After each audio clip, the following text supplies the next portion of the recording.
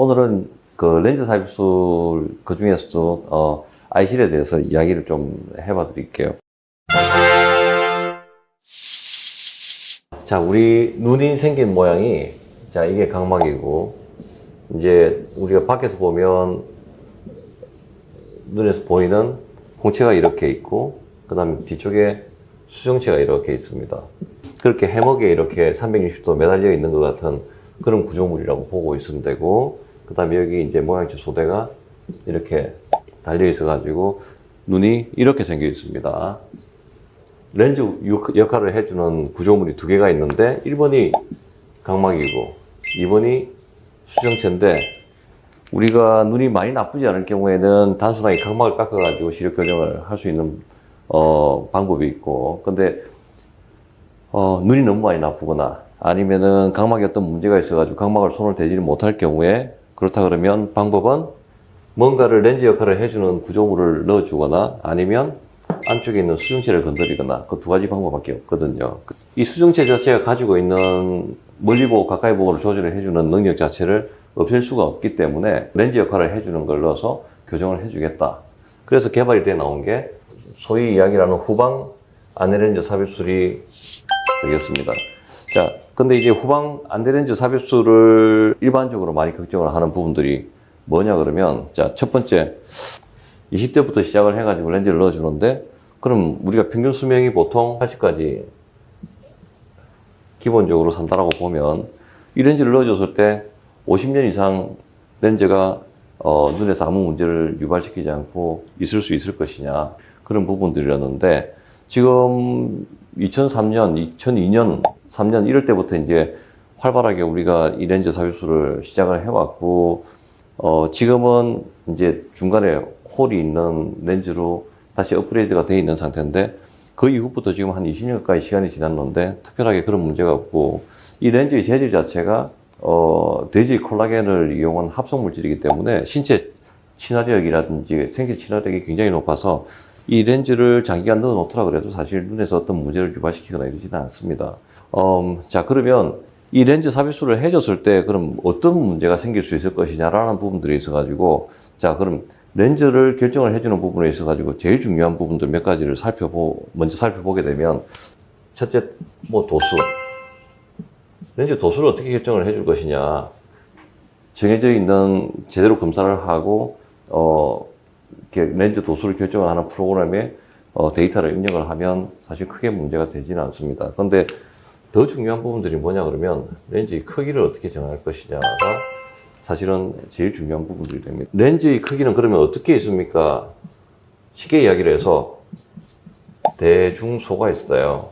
렌즈는 크기가 여기서부터 여기까지의 길이를 가지고 대중소 세 가지가 만들어져 있는데, 그러면 우리가 눈이 그 크기에 따라 가지고 대중소 세 개 중에서 하나를 선택을 해 가지고 수술을 하게끔 되어 있습니다. 자, 근데 이 크기 자체가 굉장히 중요하다고 생각을 하는데, 두 가지가 있어요. 부작용은 백내장이나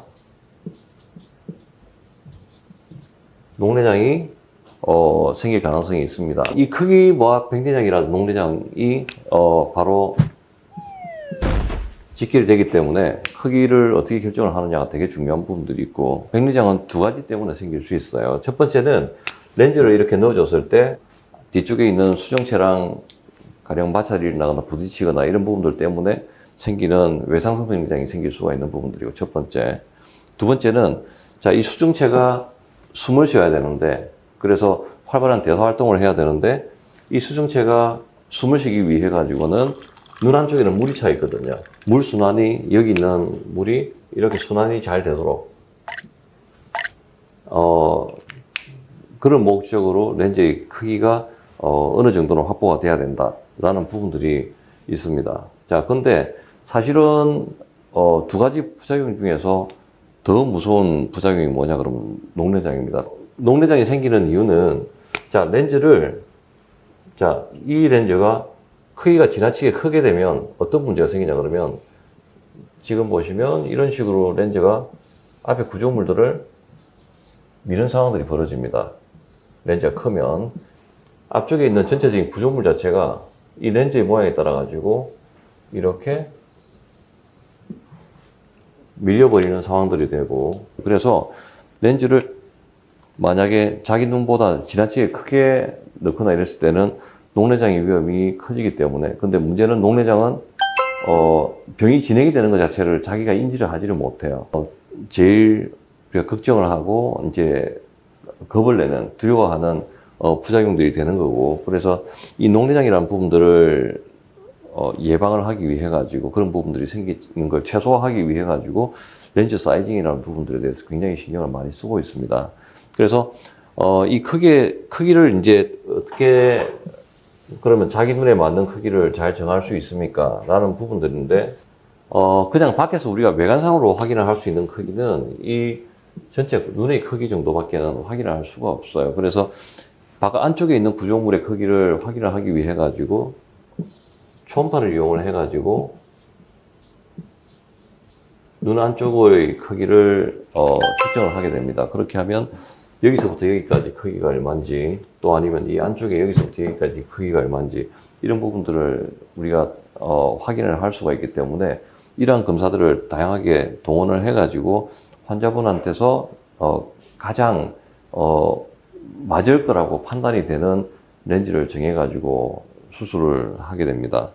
이전에 있는 렌즈는 그냥 이렇게 소프트 렌즈로 따지면 렌즈의 크기가 이제 렌즈가 이렇게 모양이 이렇게 생겨 있다고 치면 렌즈가 이렇게 생겼단 말이죠.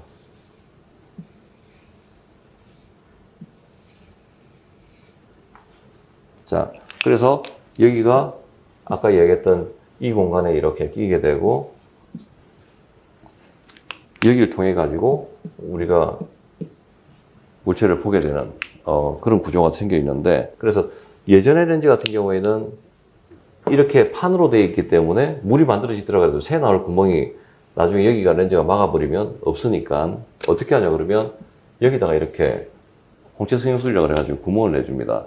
그러면 여기가 이 길 자체가 막혔다 하더라 그래도 물이 이리로 빠져나가가지고 하수구로 빠져나갈 수 있는 루트가 있기 때문에 안압 올라가는 부분들을 막기 위해 가지고 홍채 성형술이라는 부분들이 반드시 필요했던 부분들이죠. 그런데 이제 지금 나와 있는 렌즈는 이렇게 렌즈에 구멍이 나 있어요. 5개가. 그래서 홍채 성형술을 하지 않더라 그래도 이 렌즈에 나 있는 구멍을 통해 가지고 물이 순환이 되는 그런 구조를 가지고 있고, 첫 번째. 자, 이제 렌즈를 넣어놨단 말이죠. 네. 이렇게. 자, 근데 구멍이 아까 얘기한 것처럼 가운데 하나, 양쪽 옆에 하나, 끝에 하나씩. 자, 그럼 물은 어떻게 흘러갑니까? 자, 분수처럼 이렇게 흘러가게 되겠죠. 안쪽에 들어와 가지고, 자, 그래서 끊임없이 물이 이렇게 순환이 되는 거죠. 마찬가지로 이렇게 계속 이렇게 순환이 되는 거죠. 그래서 물의 순환이 구멍을 통해 가지고 잘 이루어지기 때문에 수정체가 숨을 쉰다든지 대사를 하는 부분에 있어 가지고 특별한 문제가 없습니다. 그렇기 때문에 기존의 렌즈 삽입술에 비해 가지고 백내장이나 이런 것들이 생길 수 있는 가능성이 거의 없다라고 이야기를 합니다. 실제 우리가 수술을 해놓고 나서 계량형 홀이 있는 아쿠아 ICL을 수술한 이후에 백내장이 생긴 환자는 못 본 것 같아요. 그래서 지금 상당 부분은 도수가 높은 환자들에서 가령 백내장이라든지 또 아니면 렌즈 사이즈를 잘 결정을 하면 녹내장이 생길 수 있는 가능성도 거의 없기 때문에 이런 부분들은 잘 검사를 하고 수술을 자기 눈에 맞는 렌즈를 삽입을 했을 경우에 크게 문제가 걱정은 안 해도 되는 부분들이 아닐까라는 생각이 듭니다. 이게 이제 렌즈 삽입술을 해줄 때 제일 많이 걱정을 하는 부분들에 대한 전반적인 개요인 부분들입니다. 지금부터는 많이 궁금해 하시는 부분들에 대해 가지고 다시 설명을 해드릴게요.